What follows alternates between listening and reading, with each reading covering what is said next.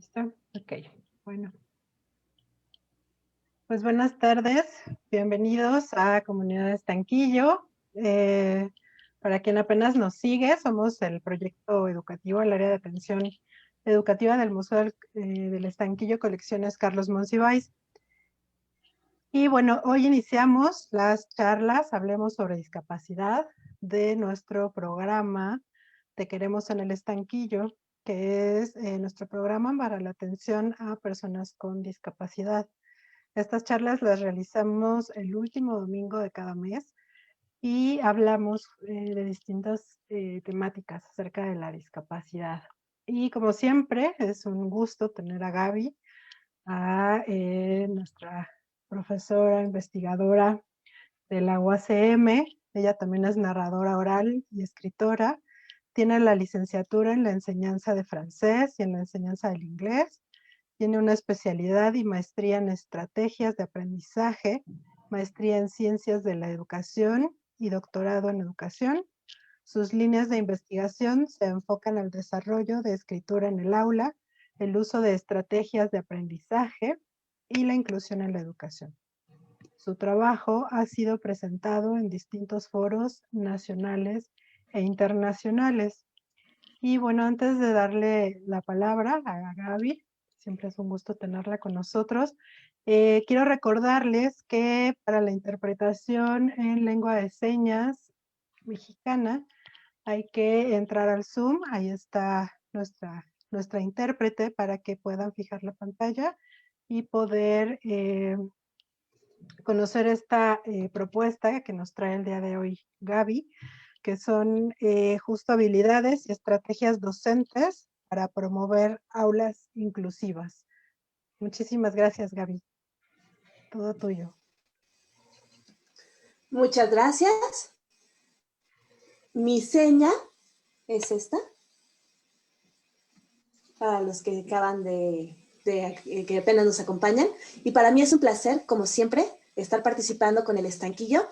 Y si alguno de ustedes ha seguido mis charlas anteriores, empezamos con la discapacidad en la ciudad y cómo afecta eso el área educativa.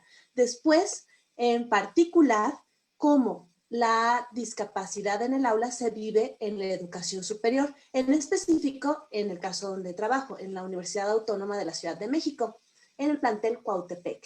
Ahora vamos un paso más allá. Ya identificamos en un contexto más cerrado. ¿Y ahora qué hacemos? Promover aulas inclusivas desde la visión de los docentes. Esto es lo que vamos a compartir el día de hoy.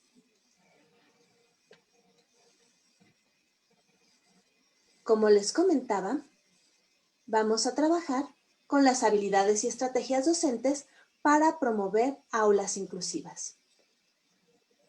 Lo primero, ¿qué es ser un docente inclusivo?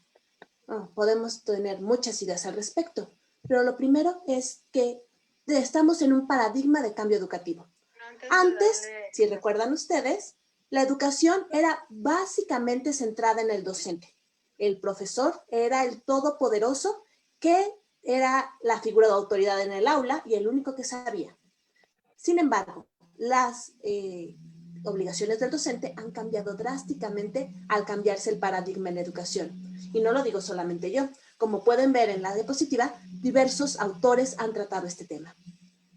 Y así, los docentes de manera simultánea deben cubrir las necesidades de los estudiantes con un desarrollo, llamémosle típico, y las de sus compañeros con necesidades diferentes en aulas regulares. Ojo, necesidades educativas diferentes. Ustedes pueden pensar, ¿y que no todos tenemos necesidades educativas diferentes? Exactamente, partimos de ese hecho.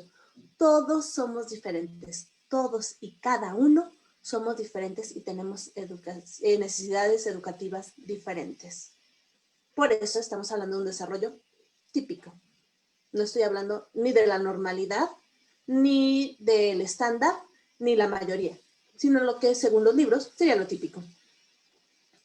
Así, la educación inclusiva requiere una serie de competencias docentes que tradicionalmente no están en el repertorio de los maestros. Tradicionalmente me refiero a los maestros que llegaban y daban su cátedra. No me importa si me entienden o no, soy el maestro y lo que yo digo es la verdad absoluta y la única verdad. Bueno, frente a eso, que llamaremos escuela tradicional, viene ahora el nuevo paradigma de educación centrada en el estudiante. Para muchos de ustedes esto ya no es ninguna novedad, tanto docentes como estudiantes, porque desde que empezaron su educación ya se acercaron a esta nueva visión docente y a esta nueva visión del aprendizaje. Les preguntaría, ¿quién es el más importante en el aula? El que está aprendiendo. ¿Y quiénes aprenden en el aula? Estudiantes y docentes. Es un aprendizaje compartido y es una experiencia de aprendizaje que cada quien vive de manera diferente. ¿Qué son las aulas inclusivas? Bueno, esto nos dice que un aula inclusiva no es solamente un concepto, sino que vienen mucho más cosas detrás, que lleva participación activa en actividades escolares. ¿Y esto de qué nos sirve? Según Skinner, está ligado a buenos resultados académicos, que es lo que muchos esperan en la escuela, buenos resultados académicos, pero también positivos en la vida, resultados de vida positivos. ¿A qué nos referimos a eso? Bueno, si un estudiante participa de manera activa en su aprendizaje, eso se ve reflejado dentro y fuera del aula. Adquiere habilidades y competencias que son muy importantes dentro y fuera del aula. Algo así, súper sencillo. Aprende a escribir. Eso es importante dentro y fuera del aula. Pero me pueden decir, esas son habilidades académicas. ¿Y qué tal las habilidades sociales? ¿Dónde se aprende a tomar un turno, a esperar, a escuchar al otro? En el jardín de niños. Entonces son habilidades que se toman dentro y fuera del aula y que son importantes en ambos lugares. Entonces, uno de los beneficios de la participación activa en el aula se relaciona con el bienestar individual, el bienestar del estudiante, que también se relaciona con un desarrollo positivo en el ámbito laboral. ¿Qué quiere decir esto? Las personas que en el aula tuvieron una relación activa con las actividades que se llevan a cabo, también en su ambiente laboral tienen esta misma relación, una relación activa y se sienten mejor. También, esto es un hecho, la participación activa de los estudiantes es una fuente de inspiración para los profesores. Los que están aquí, que son profesores, que me están escuchando o que están viendo a mí para hacer la interpretación, es un placer. Cuando uno invierte energía como profesor en planear una actividad, en planear una clase, en investigar, llevar materiales atractivos y el aprendizaje se promueve en el aula. No estamos deteniendo actividades disruptivas. Por ejemplo, el típico, siéntense todos, saquen su cuaderno. No perdemos tiempo en esas cosas, sino que vamos directamente a la actividad y la disfrutamos. Se siente muy bien como profesores. Y también los estudiantes. Imagínense estar en un ambiente donde a cada rato les digan, siéntate, cállate, saca tu cuaderno, escucha, siéntate derecho. ¿A quién le gusta eso? No, es mucho más motivante estar directamente en el aprendizaje y no haciendo lo que mucha gente llama cuidar la disciplina del aula. Que vendría a ser una idea de la escuela tradicional. El aula en la que todos estamos sentaditos, escuchando al profesor, sin movernos, sin respirar, nada, sino solamente escuchando. Eso ya no. Y así, las aulas se vuelven un lugar donde se promueve la autonomía del estudiante. Esto es muy importante. Un estudiante que siente que tiene en sus manos el control de su aprendizaje, se compromete. Eso es lo primero, se compromete con su mismo aprendizaje y mantienen el compromiso a lo largo del tiempo. Si me doy cuenta que estoy aprendiendo, si me doy cuenta que estoy disfrutando el proceso, hasta entro a clase con gusto. A todos nos ha pasado. Me gustaría que recordaran sus experiencias en el aula. Cuando llegaban a un salón donde el maestro y ustedes no tenían una buena relación, no se llevaban bien, era pesado. Yo les confieso que en una de mis clases me escondía atrás de una columna bastante ancha. Ahí me escondía. Durante todo el semestre me escondía atrás de una columna. ¿Sí? Porque no me sentía segura ni motivada para participar en las actividades de aprendizaje del aula. Y por cierto, era dictado. Eso no es tan divertido, digámoslo así, y mucho menos motivante para el que está aprendiendo. Luego imagínense, profesor, pasar la clase completa tomando un libro y dictando. Bueno, entonces, como les decía, el compromiso se mantiene si estamos motivados y si nos involucramos en nuestro propio aprendizaje. Las aulas inclusivas también son ambientes positivos. Eso es muy importante.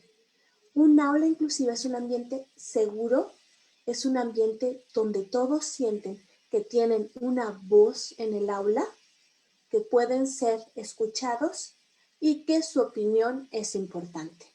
Eso es esencial, porque muchos de nuestros estudiantes, todos los que son maestros lo saben, muchos de nuestros estudiantes, el único lugar donde se sienten bien, cobijados, protegidos, es el aula. El único lugar donde sienten que tienen una voz fuerte y clara es el aula. Por eso es tan importante que sea un ambiente positivo. Y en el aula inclusiva, mucho más. Si el salón es amable y respetuoso, las relaciones emocionales son apoyadas. Los estudiantes se les motiva más para aprender. Esto es muy importante. Si recordamos, es esencial el tener una estrategia afectiva de aprendizaje.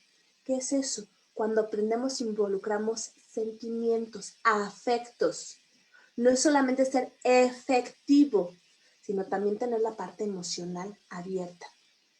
Si estamos asustados en un aula, ¿aprendemos? Muy rara vez. Pero si nos sentimos contentos, si nos sentimos integrados, si sentimos que tenemos una identidad dentro del grupo, aprendemos más fácilmente. Por eso, todos los acercamientos que promueven un aprendizaje inclusivo atienden a los individuos, consideran su situación social y emocional y promueven el aprendizaje afectivo. Ojo, primero la parte afectiva y ya después la parte efectiva. Es muy importante. Y lo sabemos intuitivamente muchos maestros.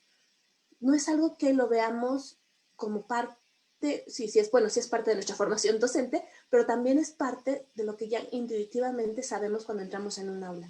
Sentimos el ambiente del aula. Y así también sabemos cómo promover un aula mucho más respetuosa, amable. También tenemos algunas claves para la educación inclusiva. El Consejo para Niños Excepcionales, Council for Exceptional Children de Estados Unidos, maneja algunas competencias clave para la educación efectiva de estudiantes con necesidades educativas especiales, para que se beneficien de la educación en aulas regulares. Lo primero para el docente es conocer habilidades y estrategias docentes. Eso sería lo primero. Después, un acercamiento que cubra las necesidades de todos los estudiantes del aula, no nada más de algunos, sino de todos. Una instrucción flexible, que quiere decir no es rígida el plan, y reconocimiento de la realidad de las diferencias de los estudiantes. Como les decía en un principio, todos los estudiantes son diferentes, todos tienen diferentes necesidades, intereses, realidades, circunstancias, y eso es parte de ellos. No podemos ignorarlo. Cada estudiante tiene una realidad diferente y ve el aula desde su propia realidad. Es un hecho. Y así, teniendo esto en cuenta, podemos adaptar los objetivos de aprendizaje y toda la clase a las necesidades de los estudiantes. El centro son los estudiantes. Esto da lugar a las prácticas inclusivas en el aula, que son las prácticas que están hechas de acuerdo a la pedagogía inclusiva. ¿Qué es eso? Lo vemos en un segundo. Es la comprensión del reto de que las prácticas inclusivas respetan y responden a las diferencias humanas, que es lo que habíamos visto en un principio. También incluyen a los estudiantes en vez de excluirlos. Un estudiante debe estar en la misma posibilidad de participar de todas las experiencias de la vida diaria del aula. Estamos hablando desde entrar al aula. Es fácil para el estudiante entrar al aula física y emocionalmente. Es fácil para el estudiante encontrar su asiento en el aula. No estamos hablando ni siquiera de su lugar en la parte emocional, sino dónde se sienta. Pueden decir, ay, Gaby, estás exagerando. Les cuento mi experiencia. Yo soy zurda. Escribo con la mano izquierda. Agradezco a mi maestra de primero de primaria que se dio cuenta que yo era mucho más efectiva en las bancas dobles. No sé si les tocaron a ustedes cuando eran niños. A mí me tocó en la primaria. Banca doble, me sentaban siempre con un compañero. Entonces, a mí me ponía del lado izquierdo la maestra Lucy. ¿Para qué? Para que yo no chocara cuando escribiera. Ya con eso, ella me estaba incluyendo en las actividades del aula con un cambio muy sencillo. Me sentaba del lado izquierdo. Ya yo era parte de la experiencia de aprendizaje del aula sin estar chocando continuamente con el compañero de al lado. Es algo muy sencillo. Y yo se lo agradezco de corazón a la maestra Lucy, que respetó esa diferencia en mi aprendizaje. A partir de eso, yo reconocí que necesitaba sentarme del lado izquierdo. Y a lo largo de mi educación, precisamente busqué eso, un lugar cómodo para escribir. Hasta la fecha lo hago. Esta es una práctica inclusiva muy sencilla, que realmente no implica grandes adaptaciones del aula, pero que sí requiere a un docente que conozca el aula, que sea consciente de la pedagogía inclusiva. Esto nos lleva a la siguiente parte, que es extender todo lo que cotidianamente está disponible para todos, en lugar de hacer algo adicional o diferente. ¿Recuerdan mi ejemplo de la banca? La maestra no hizo nada diferente. No me puso una banca aparte, no me mandó hasta adelante, no me mandó hacia atrás. No, simplemente me sentó del lado izquierdo.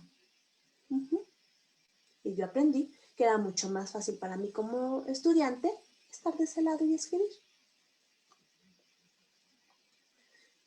Otra práctica inclusiva esencial en la pedagogía de la inclusión es la idea de enseñar y aprender lo que es efectivo para la mayoría y a partir de eso también para los estudiantes que necesitan algo diferente.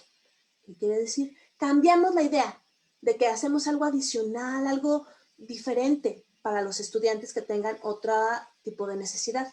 Lo dejamos de lado y trabajamos en oportunidades de aprendizaje en el aula que permitan que todos los estudiantes participen en la vida activa del aula. Un ejemplo. Bueno, típico también. Ay, el estudiante con la conducta disruptiva. A ese vamos a ponerlo o hasta adelante o hasta atrás. Que no adelanta. ¿Estamos incluyéndolo? No. Estamos tomando la comodidad del profesor poniendo al estudiante o hasta adelante o hasta atrás, donde queda igual, lejos de la experiencia de aprendizaje, pero nos mantiene un aula sin ruido, con todos callados y disciplinados. ¿Eso es un aula inclusiva? No. Estamos propiciando como docentes discriminación contra ese estudiante y sus compañeros también lo van a decir. Ay, no te juntes con X porque la maestra lo sienta de lado. No, él se porta mal y siempre debe estar lejos. ¿Qué pasa con la parte afectiva y efectiva en la educación?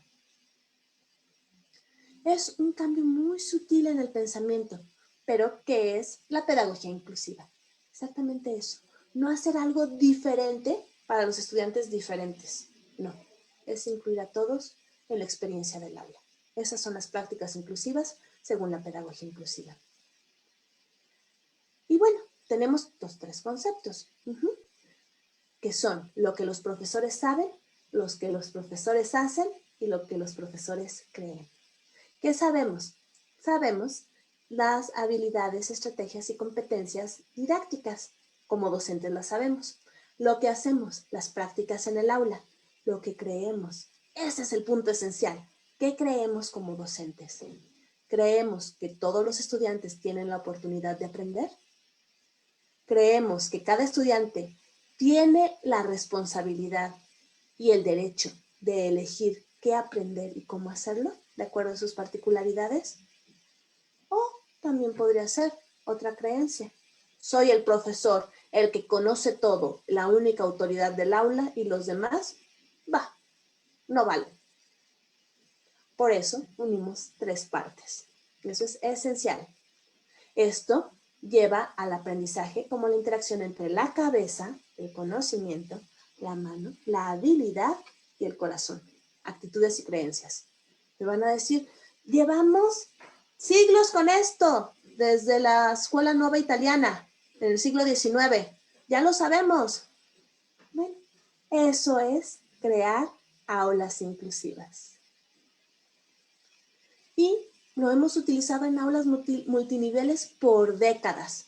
Todos los que hemos trabajado en aulas multiniveles, que son todas, lo hemos utilizado durante décadas. ¿Qué es un aula multinivel? Para los que no son maestros, piensen en su experiencia como estudiantes. Un aula multinivel es un aula donde los estudiantes tienen diferentes niveles de madurez, de aprendizaje, de socialización, etc. Piensen en su escuela primaria, tercero de primaria. Todos sus compañeros tenían diferentes niveles, por decirlo así, de socialización, de aprendizaje, de intereses, hasta contextos. Por ejemplo, tenían los compañeros que siempre eran muy buenos en matemáticas. Tenían el compañero que era excelente en educación física. Y además los que declamaban en todos los festivales. Multinivel.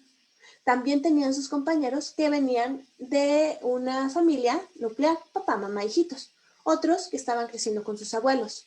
Otros que vivían nada más con su mamá y quizás algunos de sus abuelos. También diferentes familias, diferentes contextos sociales. Sí, cada aula es multinivel. Esto nos lleva a las habilidades docentes que es importante manejar. Lo primero es detectar y evaluar a los estudiantes. Cada uno tiene necesidades únicas. Esto no es ir con un radar y a ver qué encuentro. No, esto implica que cada estudiante es diferente y sus necesidades son únicas. ¿Cómo podemos detectarlos y evaluarlos? Con los diagnósticos. Esto nos lleva a la instrucción diferenciada. ¿Qué quiere decir eso? Bueno, te las pongo fácil. ¿Se acuerdan cuando iban en la primaria? Que había actividades que eran que eran la misma proceso de aprendizaje, pero en la actividad teníamos diferentes fases. Por ejemplo, vamos a leer un cuento de los libros de texto gratuito. Bueno, vamos a escucharlo. Ya lo escuché. Ahora vamos a cambiarle el final. Había quienes escribían el final diferente. Había quienes lo dibujaban y había quienes lo contaban. Todos tenían un final diferente. Lo habían diseñado ellos mismos, pero cómo lo transmitían y lo compartían con los demás, de manera diferente, de acuerdo a sus habilidades. Es más, había quienes hasta lo actuaban. Se vale. Al final, todos tenían un final diferente para el cuento, de acuerdo a sus propios intereses, necesidades y todo lo demás. Eso es muy importante. Otro de los ejemplos típicos. Bueno, ahora vamos a hacer una presentación el Día de la Independencia. ¿Qué había? Pues los que dibujaban a Morelos, a Hidalgo y a la Corregidora. Y ponían sus dibujitos en el periódico mural. Los que declamaban y decían una hermosa poesía de la independencia. Otros.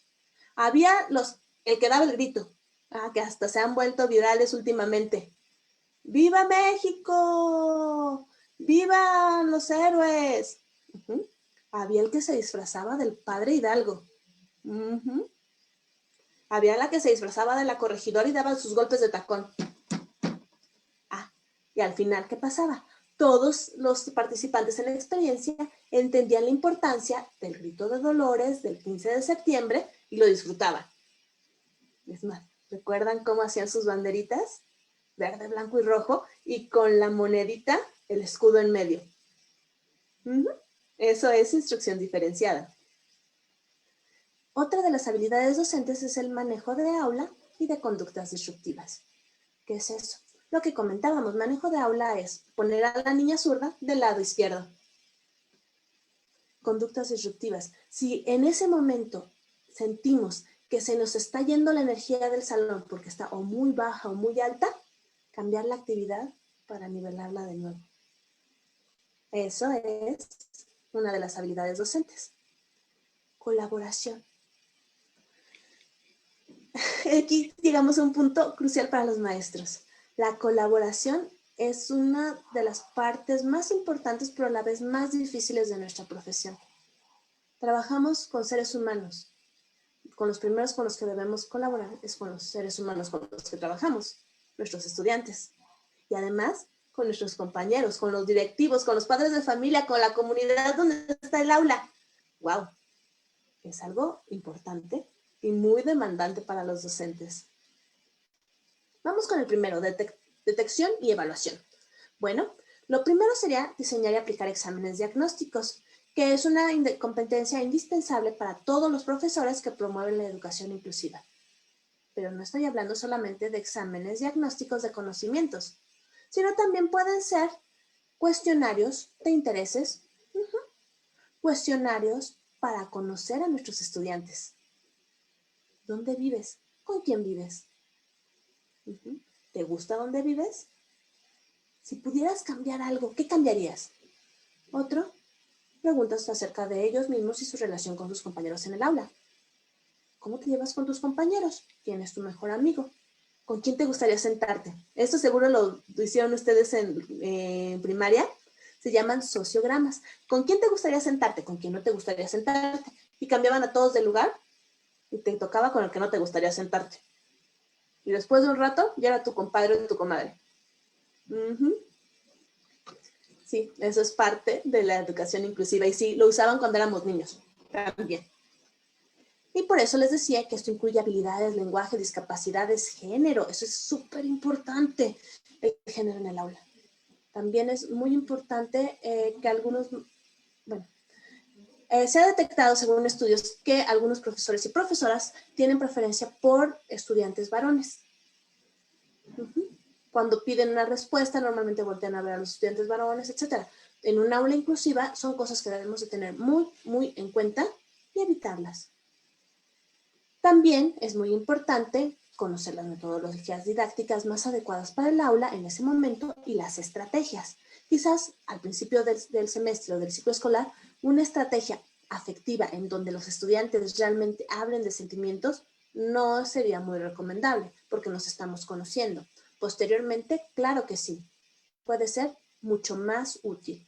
Y además esto nos da diferentes contenidos, objetivos de aprendizaje para lograr las necesidades específicas de cada contexto pedagógico. Eso es importante, ver nuestro contexto. Eso es detección y evaluación. Si se fijan, hemos estado viviendo en este mundo de la pedagogía inclusiva desde mucho antes que se convirtiera, como muchos dicen ahora, en una moda, que no es una moda, es una necesidad del aula. ¿Qué es la instrucción diferenciada? Ya les había dado unos ejemplos. Pero en este caso, ¿qué hace? Facilita que los alumnos tengan los contenidos y se les evalúe a todos. ¿Se acuerdan de lo que habíamos dicho del Día de la Independencia y de los que hacían el periódico mural, los que declamaban, los que daban el grito y los que se disfrazaban? Ok. Todos se fueron expuestos al contenido. ¿Cuál es el contenido? Ah, que el cura Hidalgo junto con los conspiradores de Querétaro iniciaron la lucha de la independencia el 15 de septiembre de 1810. Todos tienen el mismo contenido, pero cada uno lo maneja, lo expone y lo asimila, lo hace suyo, se vuelve significativo de manera diferente. ¿Cómo es eso posible? A ver, les pregunto a los que me están escuchando.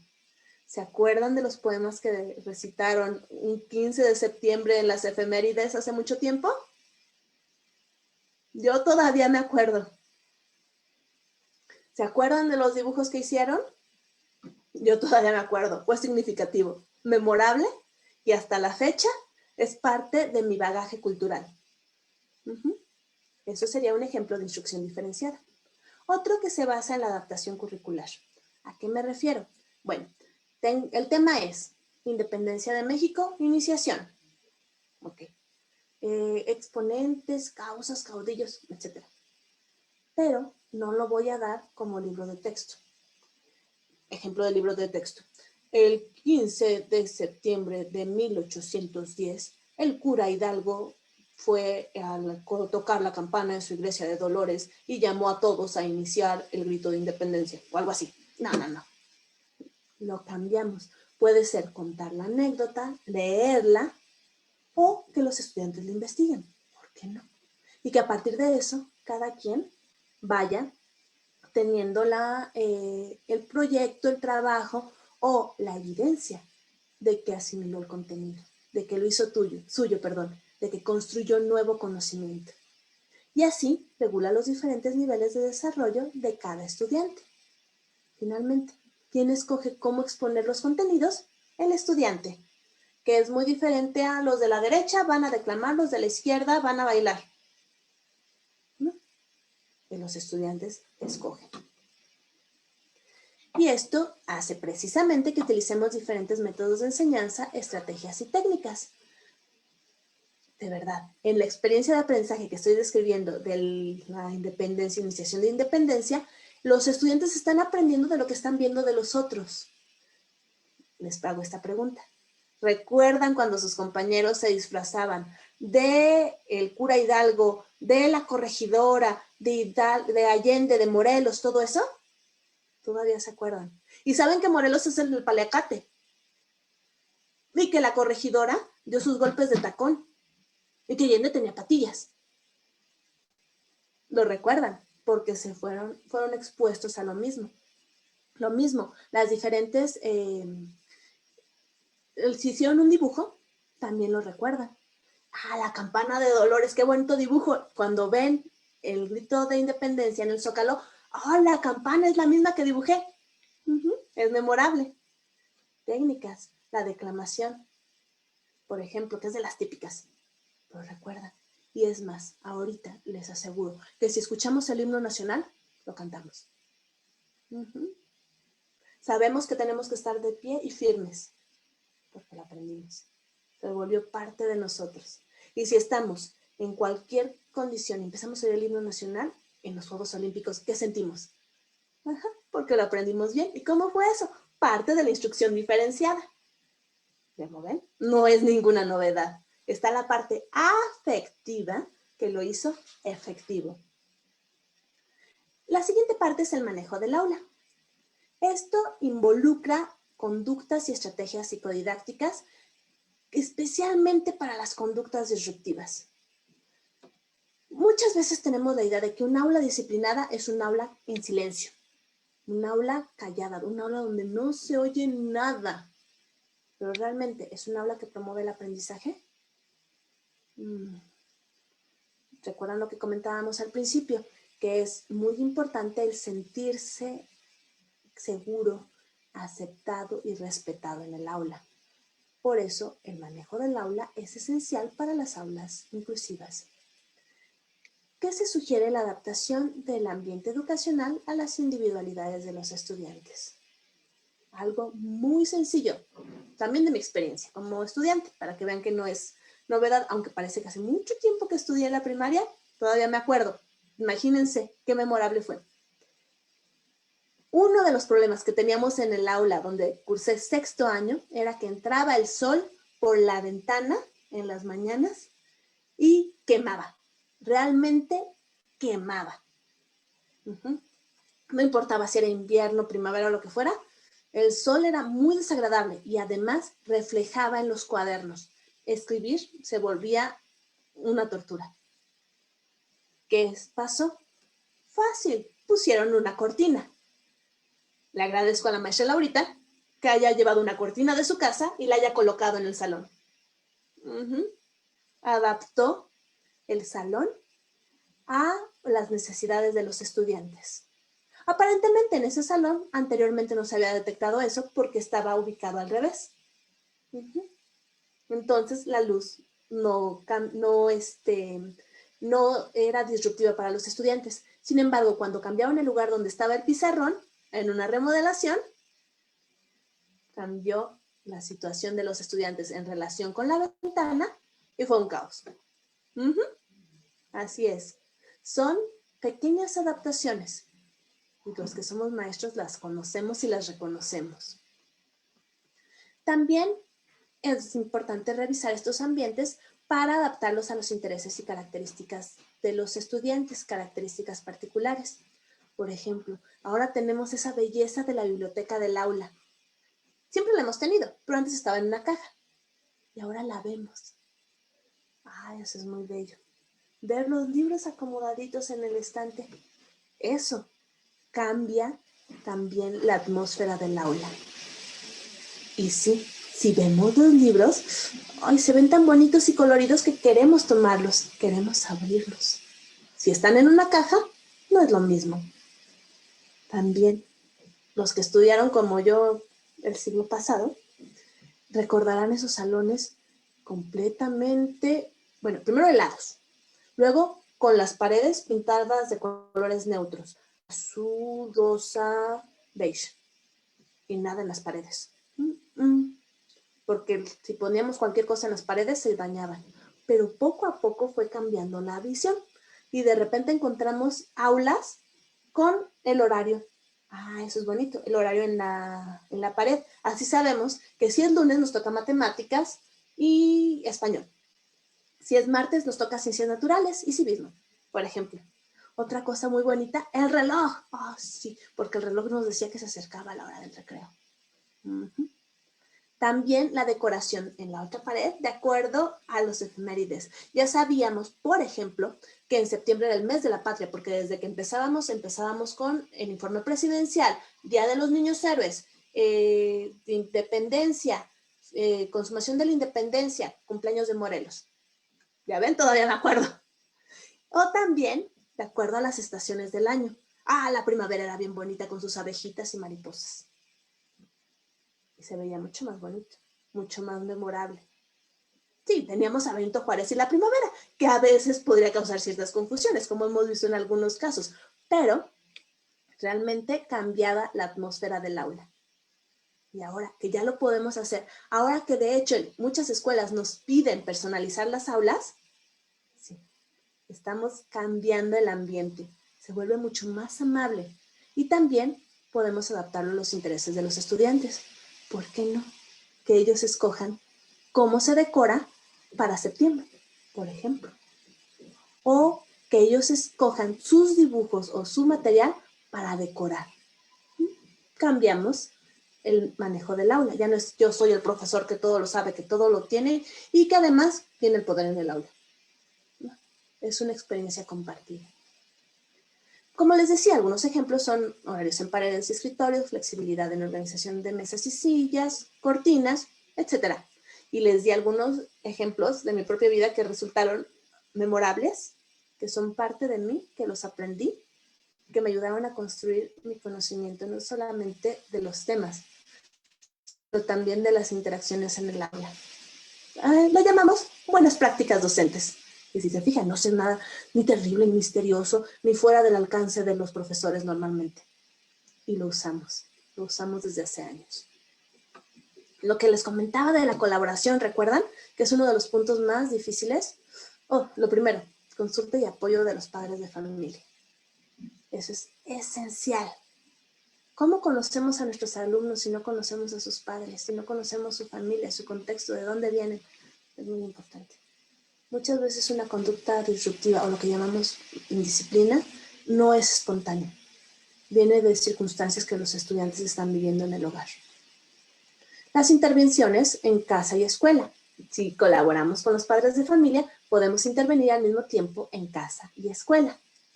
Y colaboración con la comunidad donde se inserta la escuela, con las entidades gubernamentales, la Secretaría de Educación, ejemplo importantísimo, con los profesionales de salud, especialistas y servicio social. Me van a decir, ¿cómo es eso? ¿Recuerdan cuando hacían campaña de higiene dental en la primaria? Que iban los pasantes de dentistas y todos les decíamos, doctor, doctor, que nos daban el pequeño cepillo de dientes con flúor. Ese es un ejemplo de la colaboración. cuando están también las madres de familia, padres de familia involucrados, por ejemplo, en la kermés escolar. Es otro ejemplo de colaboración. Y también otro ejemplo, de mi vida, cuando el candidato o el diputado de la región donde está la escuela visita la escuela. Y no solamente la visita, sino que la pinta. Y no solamente la pinta, sino que lleva bicicletas para rifar. ¡Wow! Quizás no es una colaboración realmente altruista o 100% altruista. Sin embargo, todavía me acuerdo y cambia el ambiente. Y bueno, ¿a quién no le gusta estar en una escuela recién pintada y bien bonita? Otra parte de la colaboración que es esencial es la formal e informal con otros profesores. Esto es muy importante. Compartiendo actitudes positivas, experiencias y conocimientos. No es nada más decir, ay, te tocó el tercero C. Cuidado con Juanito. Ah, Juanito es de lo peor. Pero pues no te va a ir mal con Lupita, porque Lupita es muy buena estudiante. Y, ay, cuidado con la mamá de Pedrito. No, sino experiencias positivas. Esto funcionó muy bien con el grupo, les gustó mucho, trabajaron muy bien un proyecto de arte. O tenemos que reforzar matemáticas. Les gusta trabajar con concursos, dividir el grupo en derecha, izquierda y concursar y resolver quebrados. Entonces ya es la experiencia del profesor anterior que da algo positivo. Fíjense la diferencia. Te tocó el tercero D. Están muy mal en matemáticas, ni para qué hacerle. Y le encanta perder el tiempo con actividades manuales. Pobre de ti, ¿eh? Ay, siento pena. Lo bueno es que yo ya los dejé. Imagínense el pobre profesor que llega con el tercero D. Va a entrar asustado. Por eso, apoyar a los docentes. Y acordarse de que aunque tengamos 40 años de experiencia educativa, bueno, yo tengo 20, es muy importante apoyar a los compañeros con diferentes experiencias y con diferentes conceptos de la educación. No porque yo ya tengo 20 años, bueno, más de 20 años dando clases, que me va a venir a enseñar uno recién salido de la normal. Lo primero en ser profesores también es colaborar, aceptar que yo puedo aprender del otro y que juntos creamos una comunidad de aprendizaje. Lo que les decía que era esencial, colaborar con los estudiantes. Somos un equipo de aprendizaje. No podemos estar en contra peleando toda la vida. No es el siéntate, cállate, saca el cuaderno. No. Esto implica trabajo, sí. Implica energía. Y no siempre es lo... Y a veces estamos muy cansados. Pero al final es mucho más fácil trabajar con un grupo con el que nos llevamos bien a estar siempre, siéntate, cállate, saca tu cuaderno, ¿dónde está tu tarea? Sí, también los profesores nos cansamos, es cierto. Y algunas reflexiones que para los educadores son muy importantes. Que la pedagogía inclusiva requiere profesores conscientes de que las diferencias son un aspecto fundamental en el desarrollo humano, en el aprendizaje y en el saber. ¿Se acuerdan lo que dije al principio con lo que empecé? Todos somos diferentes, cada estudiante es diferente. Eso es parte de la pedagogía inclusiva y parte de la realidad del aula. No vamos a evitarlo. También es importante, 1, estar conscientes. 2, reconocer y respetar esa diversidad y los diversos intereses, habilidades, expectativas, necesidades, todo eso. Si somos conscientes, reconocemos y respetamos, eliminamos la discriminación, marginalización y exclusión. ¿Por qué? Porque partimos de la misma base. Todos los estudiantes son diferentes.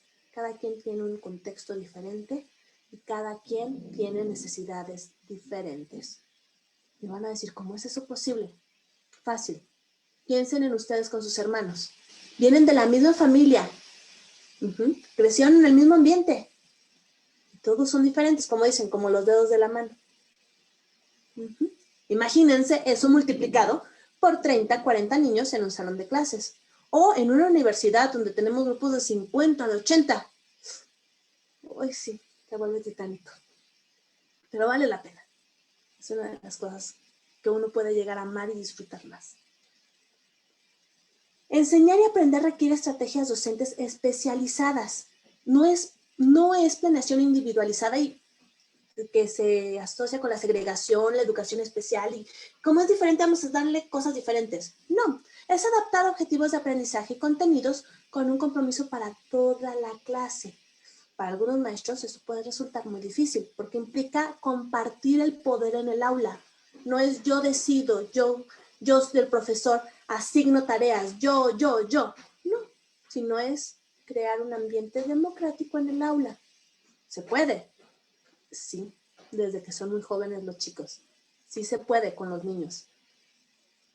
Es parte del ser humano querer participar activamente en su aprendizaje. Por eso es importante tomarlos en cuenta. Y al fin y al cabo, ¿por qué estamos en el aula? Porque creemos en el aprendizaje. Algunas acciones en el aula, por ejemplo, son ayudar a los estudiantes a crear lazos entre ellos, siendo empáticos, apoyándose y fortaleciendo la resiliencia.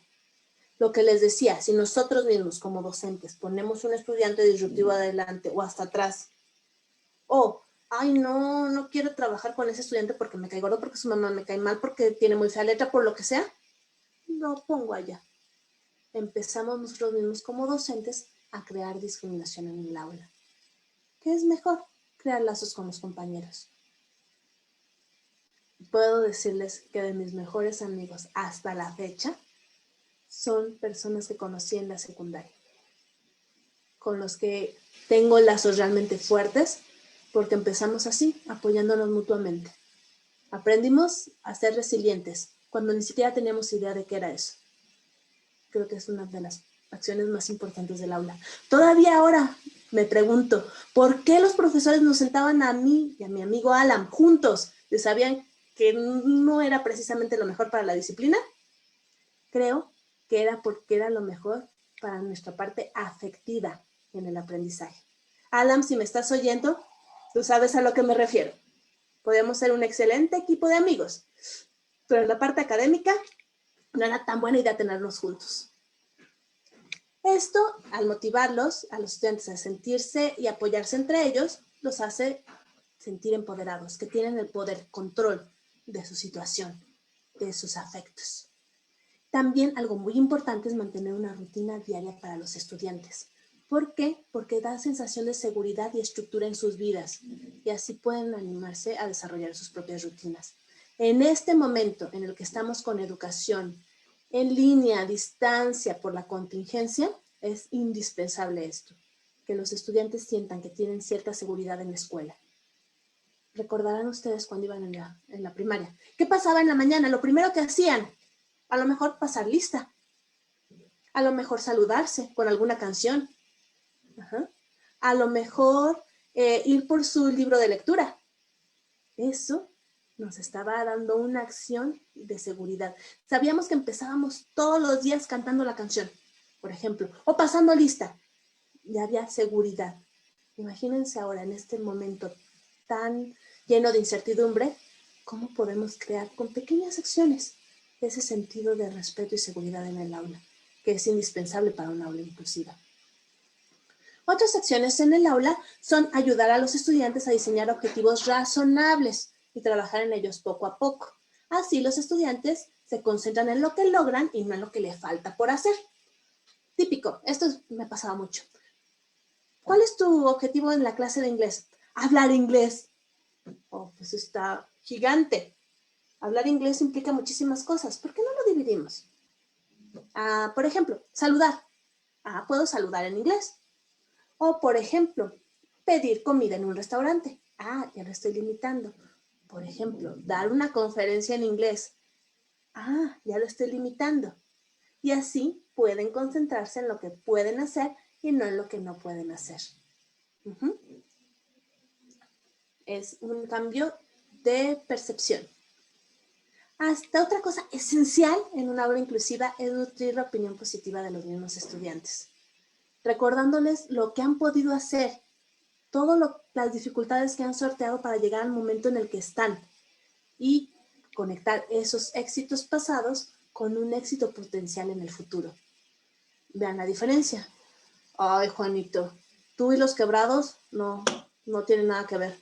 Mejor deberías dedicarte a otra cosa. O sea, si creces, ni pensar en ser ingeniero. Bueno, sí, tuviste problemas con los quebrados.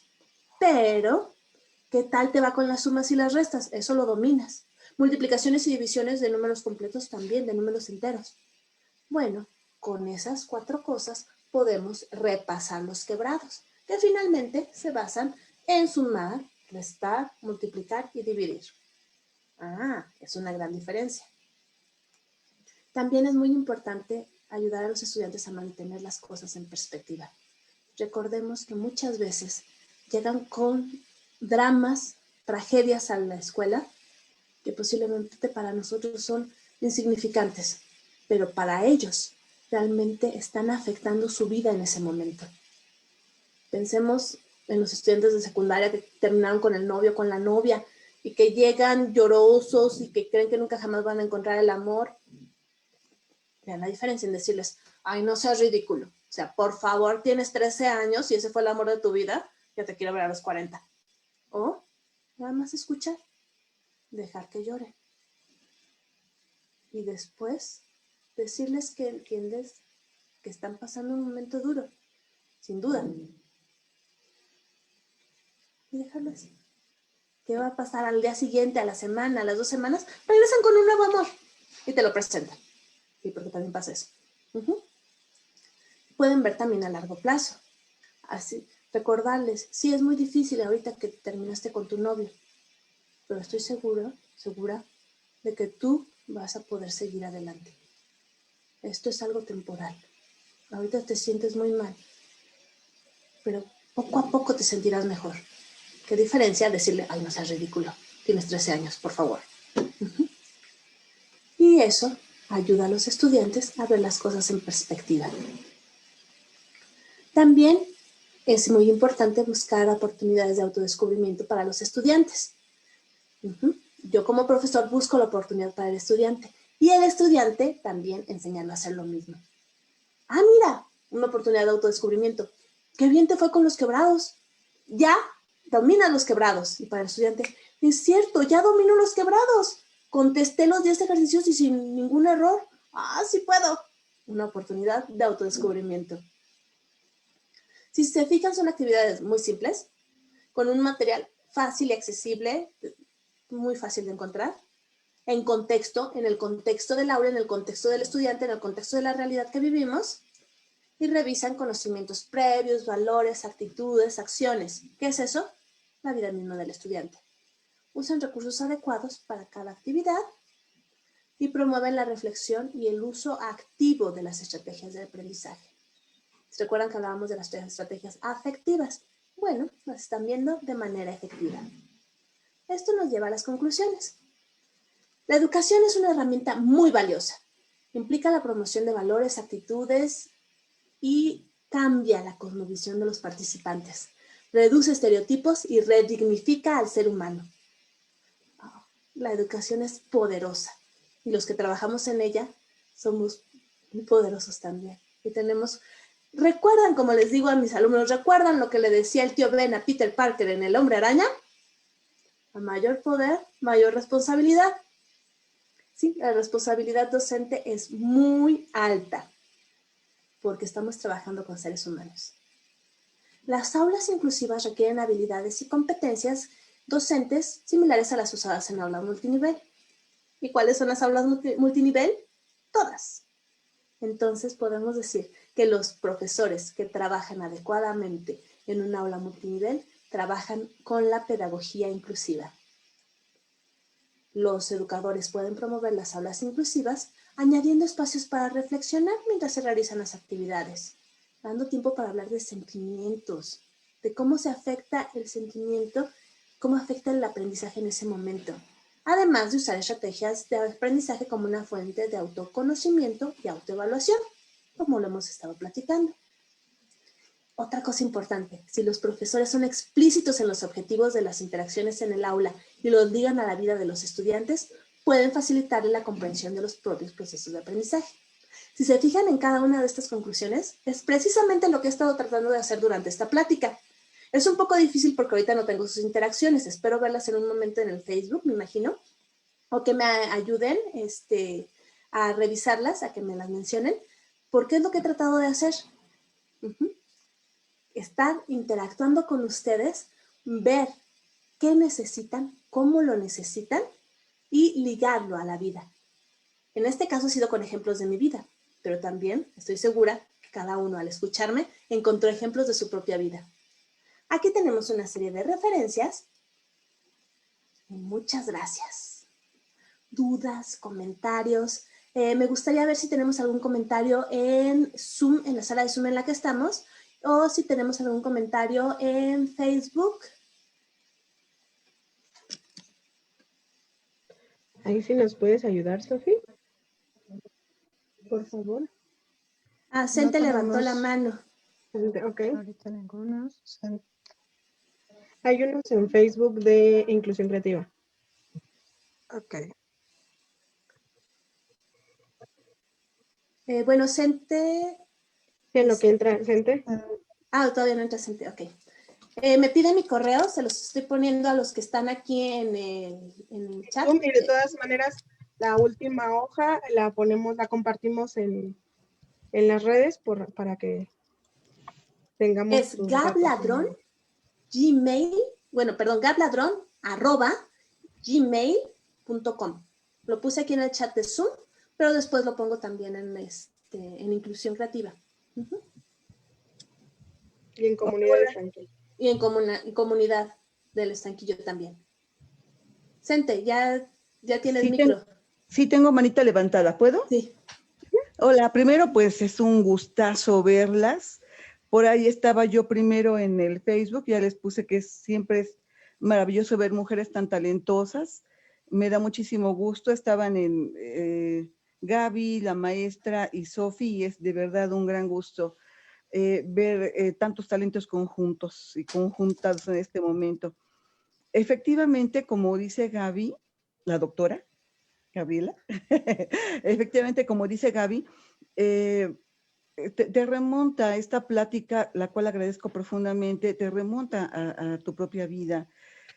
Yo vengo de una formación bastante rígida y bastante disciplinada, lo cual agradezco en cierto sentido, porque las preguntas que yo me hacía específicamente, y qué bueno que tocaste el tema de la independencia, pero yo desde muy pequeña me hacía muchos cuestionamientos respecto a la historia oficial que yo aprendí en mis libros de texto que tenían a la imagen de la patria, porque obviamente tenían un contexto en el cual surgen estos libros por una necesidad histórica de una nación.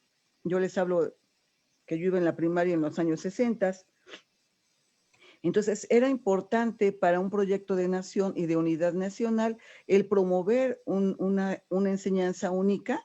Incluso yo recuerdo mucho que lo que ahora se llama lengua materna se llamaba lengua nacional, porque era una única lengua nacional y no había posibilidad de aperturar la mentalidad para reconocer las 300 y pico lenguas con todas las variantes que tenemos, ¿no? Obviamente la lengua de señas ni siquiera estaba contemplada porque en ese momento prevalecía un modelo asistencial un poco en yuxtaposición con el modelo clínico y el modelo educativo, o sea, faltaban varios lustros para que se pudiera dar.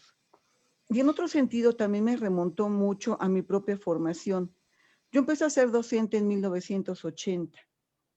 A 6 meses del surgimiento de la CENTE, a 4 meses de haber cumplido 18 años, a 2 meses de haber tenido rubiola, porque me dio la rubiola en las prácticas intensas que yo realizaba en el último semestre de la 3 veces H Escuela Nacional de Maestros. Entonces, ¿por qué hablo de esto? Porque un docente no solamente es el que egresa de una instancia formadora de maestros. Un docente es el que tiene un contexto histórico, el que tiene un contexto ideológico, el que tiene un contexto personal. Entonces, todo esto me cuestiona en muchos sentidos de cómo puedo mejorar mi práctica aunque yo había egresado y el último año de la Nacional de Maestros lo había estudiado bajo una premisa. Cuando yo entré a trabajar en septiembre de 1980, el plan de estudios había cambiado. Y entonces lo que yo me aprendí el último año pues ya no estaba vigente. Y entonces tuve que ver cómo diantres le hacía, primero para poder entender yo qué tenía que hacer en el aula. Yo había cumplido 18 años hacía unos meses apenas, ¿no? Y había que cuestionar bastantes cosas, había que reconocer el nuevo plan de estudios, conocer y reconocer qué de mis aprendizajes me era útil. Porque como bien dices, Gaby, no por ser maestros lo sabemos todo. Entonces nos vamos haciendo en el camino y es muy importante todo esto que rememoras. Y es importante también buscar esas alternativas. Yo sabía que no estaba haciendo, que estaba dando quizá mi mejor esfuerzo, pero no era lo suficiente. Y tenía entonces que ponerme a estudiar muchas cosas por fuera y buscarle por fuera cuál iba a poder ser el mejor rumbo. Recuerdo que yo llego a una escuela en Iztapalapa, ya casi para la Feria de los Reyes, yo les hablo de 1980, cuando ni siquiera existía el metro que iba hacia ese rumbo.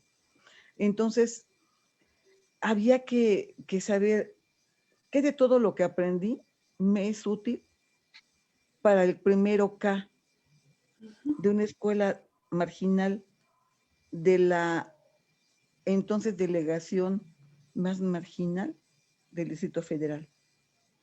¿Qué de todo eso que aprendí me es útil y puede generar aprendizajes útiles? Entonces tuve que cuestionarme y regresarme muchísimos pasos y entender que todo lo que yo sabía de poco me iba a servir, pero que afortunadamente llegaba a un aula en donde tenía 59 alumnos y de todos tenía que aprender. Y de todos aprendí muchísimo. Y bueno, pues yo te agradezco mucho. Yo solamente haría una recomendación. Entonces yo no conocía las técnicas Freinet, pero intentaba buscar por ahí qué podía yo hacer. Todo eso me llevó a buscar métodos, a buscar formas y las encontré mucho después, como 5 años después encontré una alternativa metodológica, pero también el diario del aula, también la asamblea escolar, también una serie de cosas, de estrategias didácticas que a mí me podían permitir hacer eso que yo no sabía cómo conceptualizar, pero que era lo que tú nos has dado tanta luz el día de hoy, un aula inclusiva. Muchas gracias, perdón, me di cuerda. Muchas gracias. Muchas gracias. Es un ejemplo clarísimo de lo que les decía. Los docentes hemos trabajado con aulas inclusivas antes de que se les nombrara, antes de que tuviéramos un concepto claro de lo que era. Y el ejemplo de Cente es esencial. Ella no tenía claro, era joven, pero buscó la manera. No se quedó nada más pensando, ay, qué pena, no es lo que me enseñaron en la normal. Lástima. No, buscó la manera de crear una aula inclusiva sin saber lo que era. ¿Cómo? Buscando sus propias estrategias de pedagogía inclusiva. Quizás no fue en un mes, como ella menciona, fue años después, pero estoy segura que también los niños de primero K vivieron la diferencia. Ese primer grupo también conoció la diferencia de un aula que era inclusiva sin saber que lo era. Y eso es lo importante, que queden los estudiantes. Como me decían, no es tanto en lo que uno dice en cuanto a contenidos, sino lo que el profesor transmite como ser humano. Eso queda. Y eso es lo que recuerdan nuestros estudiantes. No recuerdan quizá los quebrados, pero recuerdan que tuvieron una voz en el aula, que su voz era fuerte y se escuchaba, y que tenían una identidad en el aula. Y quizás era la única identidad que tenían fuerte y segura en ese momento. Por eso son tan importantes las aulas inclusivas. Muchas gracias.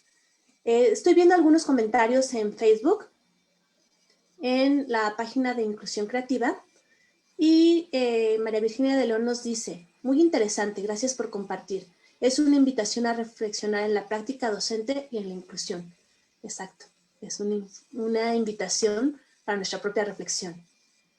Maribel Cuellar, excelente explicación, gracias. Gracias al contrario, Maribel, por seguirnos.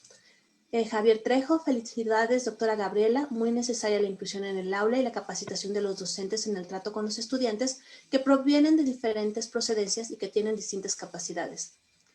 Exacto, es muy importante que los docentes sepamos que todos los estudiantes son diferentes, que también nos capacitemos constantemente. Maribel Cuellar nos recuerda que la colaboración en este momento con la comunidad, de colaboración que comentábamos, son los comités de participación social, que es trabajo con padres de familia, exalumnos, vecinos y docentes. Cierto, es una parte muy importante de la participación con la comunidad. Y también, como les decía, la colaboración es esencial, si no el trabajo docente se vuelve muy solitario y muy difícil. No sé, Sofi, si tenemos más comentarios en... Aquí tenemos una manita levantada. Sí, Ajá. Sí, tenemos Isis. 2 comentarios. Está Isis y está un comentario también de Adriana Castor. El Museo del Estanquillo. Te leo los de Comunidad de Estanquillo porque son felicitaciones. Patricia Noriega, es un placer poder participar en el conocimiento de estrategias aplicadas a los alumnos impartidas por una persona que conoce el tema. Gracias. Sara Vianney García, muchas gracias. En verdad estoy muy sorprendida. Yo trabajé con una niña dentro del espectro y los niños me preguntaban qué era lo que ella tenía, porque ella tenía una maestra sombra y no sabía qué decirles. Esos es los comentarios en Comunidad Estanquillo, entonces no sé si quieras ir con estos o Isis. Sí, nada más comentar lo de la maestra sombra y comentar de que si los alumnos preguntaban es porque tenían el interés y la curiosidad. A lo largo de mi experiencia docente, esto es como mi experiencia, los estudiantes, aunque sean muy jóvenes, conocen el mundo. Entonces, quizás en este tipo de acercamientos lo más fácil sería darles una respuesta directa. La maestra sombra es una maestra que está apoyando a su compañera. ¿Por qué no todos tenemos sombra? Porque su compañera necesita ese apoyo, los demás necesitan otro tipo de apoyo. Por ejemplo, sus tablas pitagóricas para resolver los ejercicios de multiplicación. Ese es otro tipo de apoyo. Y así los estudiantes van entendiendo que somos diferentes y el apoyo que necesitamos es diferente. Claro, esto es nada más un comentario, desconozco exactamente tu contexto, pero sí sería interesante revisarlo. Muchísimas gracias por tu comentario. Y también aquí hay un comentario en el chat de Zoom de Adriana Castor, del Museo Exconvento Culhuacán. Esto se aplica totalmente a aulas externas, por llamar así a las visitas guiadas. Mucho es aplicable para establecer una visita inclusiva. Gracias. Sí, Adriana, precisamente, una visita guiada es una experiencia de aprendizaje. Entonces también estamos conviviendo con el mismo tipo de circunstancias y situaciones. Y en una visita guiada, aparte, es mucho mayor el nivel de dificultad, porque están reunidos por un momento. Es un aula, llamémosle así, que vive y sobrevive por lo que dura la visita. Entonces, identificar necesidades se convierte en una labor que se realiza en segundos. Pero también ves a los participantes y puedes detectar, ya tengo el que me va a preguntar cosas difíciles para ver qué contesto. Ya tengo aquí el que me va a poner atención y que me va a ver para todos lados hacia donde me voltee. Ya tengo a los niños que vienen obligados. También eso es hacer diagnóstico. Exactamente, Adriana. Es un muy buen ejemplo de otro tipo de aula inclusiva, llamémosle, como tú dices, aula externa. Muchas gracias, Adriana. ¿Y si tienes tu mano levantada? Sí, doctora, buenas tardes. Hola. Bueno, mire, la pregunta es esta. Ahorita, bueno, que ya se están en estas tendencias, que ya se buscan metodologías para precisamente no enfocadas en la educación de personas con capacidades diferentes. Y digamos que esto es ahorita, ¿no? Pero en los tiempos de antes, hace algunos, voy a hablar, no sé, al aire, hace 15, 20 años, todas esas personas que no llevaron, o sea, que su educación fue muy rígida, que no hubo esa comprensión, que no se pudo detectar qué situaciones tenían, normalmente, ¿qué comportamientos llevaron a la vida adulta? O sea, digamos que como tendencia, personas que no llevaron una educación o sea, enfocada o sea, inclusiva, ¿qué tendencias llevaron ya a su vida adulta? Bueno, esto es muy particular y dependiendo de cada caso. Voy a hablar de los casos que conozco. Ajá. Una vez que un estudiante fue etiquetado como problemático, ni siquiera estoy hablando de que tenga algún tipo de discapacidad, sino problemático en el aula, lleva ese estigma durante años. Y él mismo, ¿han oído hablar del efecto de Pigmalión? Pigmalión era un escultor griego que decidió hacer a la mujer perfecta, la esculpió, Galatea. Entonces, el síndrome de Pigmalión dice que los profesores crean los estudiantes que esperan. Si tengo la idea de que un estudiante es disruptivo, de mala disciplina, que es un líder negativo, voy a obtener eso mismo del estudiante. Entonces, eso es una de las cosas que se llevan con el estudiante, la etiqueta. El tonto, el indisciplinado, o hasta también el cerebrito, el ñoño. Y lo llevan a lo largo de su vida. Y es más, si les digo ahorita como adultos que reflexionemos de nuestros roles en la escuela, muchos fueron por los demás, que la comunidad escolar en la que estábamos nos etiquetaba y arrastramos ese rol a lo largo de la vida. Entonces, sí, eso podría ser una de las consecuencias. Otra consecuencia, ¿cuántas veces les pasó que les decían en clase, no sirves para las matemáticas, dedícate a otra cosa? Y que ahora hasta hacer una suma los estresa. Esa es otra de las consecuencias que cargamos. O que les dicen, ay no, tú para hablar inglés, ay no, mejor dedícate a otra cosa. Y que ahora les da pavor hablar inglés aunque hayan tomado cursos toda su vida. Esas son partes de las consecuencias que llevamos. Por eso les comentaba que sí, es muy importante que los profesores seamos conscientes de nuestro papel tan importante en la vida de los estudiantes. Esos son ejemplos nada más, Isis. Pero como te digo, cada caso sería diferente. Ok, entonces podríamos resumir que son etiquetas, o sea, de lo que ellos tenían, es digamos que lo que les queda fijo y van a quedarse precisamente con esa idea. También ahorita me estaba acordando del caso de los zurdos, precisamente, porque creo que fue mi abuelita la que me platicaba eso, que ella empezaba a escribir con la izquierda y el maestro pues le daba el clásico reglazo y le decía, no, tienes que escribir con la derecha, de manera que pues se obligaron a ser ambidiestros. Exacto. Y eso hablamos de que nada más los obligaban, pero cuando decían, es que eres satánico porque escribes con la mano izquierda, es que seguro hiciste pacto con el diablo. Y el pobre niño así que, no entiendo ni qué es el diablo, ni qué es ser satánico, pero debe ser algo muy malo y seguro lo soy porque ocupo la mano izquierda. Y eso estamos hablando del siglo pasado, ni siquiera del siglo XIX. Entonces sí, son concepciones que ya cargan las personas. Y que sí, cuesta trabajo deshacerse.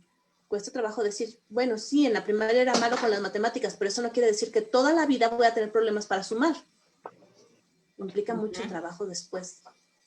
Pero también ser conscientes como adultos de todas esas situaciones. Muy bien. Muchísimas gracias, doctora. Gracias, Isis.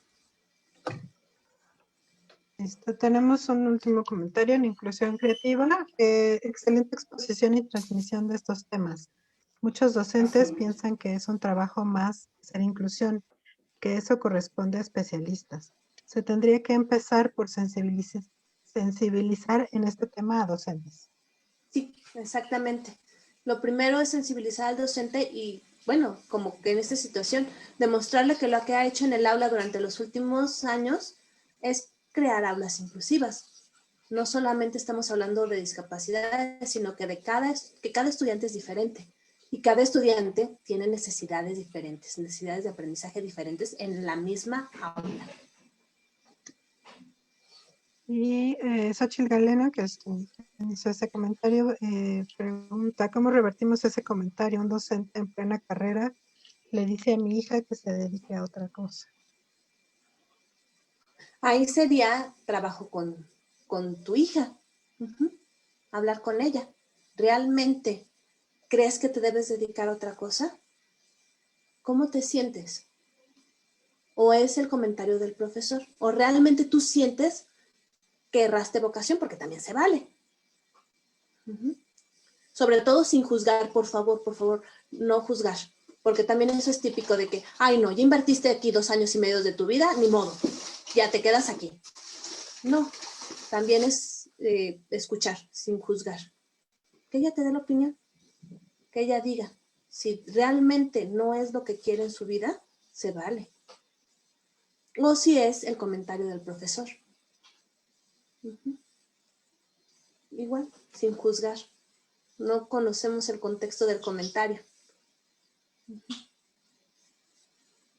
Sí, por desgracia también los profesores somos seres humanos y luego decimos cosas que no van, que no son tan adecuadas para el momento. Y se nos olvida la repercusión tan grande que tienen los estudiantes. Y bueno, lo último, yo también cambié de carrera. Mi primera licenciatura fue en Derecho y después decidí dedicarme a la enseñanza. Y tengo una familia que me apoyó al 100. Le agradezco mucho a mi mamá que me dejó tomar mis decisiones sin juzgarme. Eso creo que es esencial. Gracias. Perfecto, esos son pues todos los comentarios en las comunidades Tanquillo, en Inclusión Creativa y por aquí por Zoom. Pues muchísimas gracias, Gaby, por compartirnos todas estas experiencias, todos estos contenidos. Nos da como siempre mucho gusto tenerte en el Museo del Estanquillo y pues esperamos que no sea la última vez. Vamos iniciando estas charlas. Esperamos que otro domingo nos acompañes por acá. Y pues la otra es que, bueno, pronto va a estar esta charla en el canal de YouTube. La vamos a subir por allá, ya están todas las charlas, también tus otras intervenciones, igual de interesantes. Y pues también agradecerle mucho a Inclusión Creativa, a Fernanda Cuellar, su interpretación, su trabajo, siempre el esfuerzo de colaborar y de crear justamente inclusión en el Museo del Estanquillo y en todo lo que hace. Entonces, pues muchísimas gracias. No sé si quieren comentar algo por última. Ya para Muchísimas cerrar, gracias. para despedirnos. Gracias, Inclusión Creativa, Unidad de Estanquillo. Gracias por estas invitaciones que son tan importantes para difundir no solamente mi investigación ni la promoción de la inclusión, sino también difundir diferentes realidades, diferentes contextos. Y que cada quien, desde su propio rol, desde su propia situación, encuentre algo que le sirva, que le sea útil en su vida cotidiana. Muchísimas gracias a Inclusión Creativa y a Comunidad Estanquillo.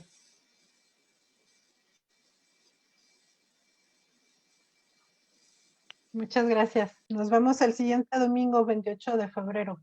No lo olviden.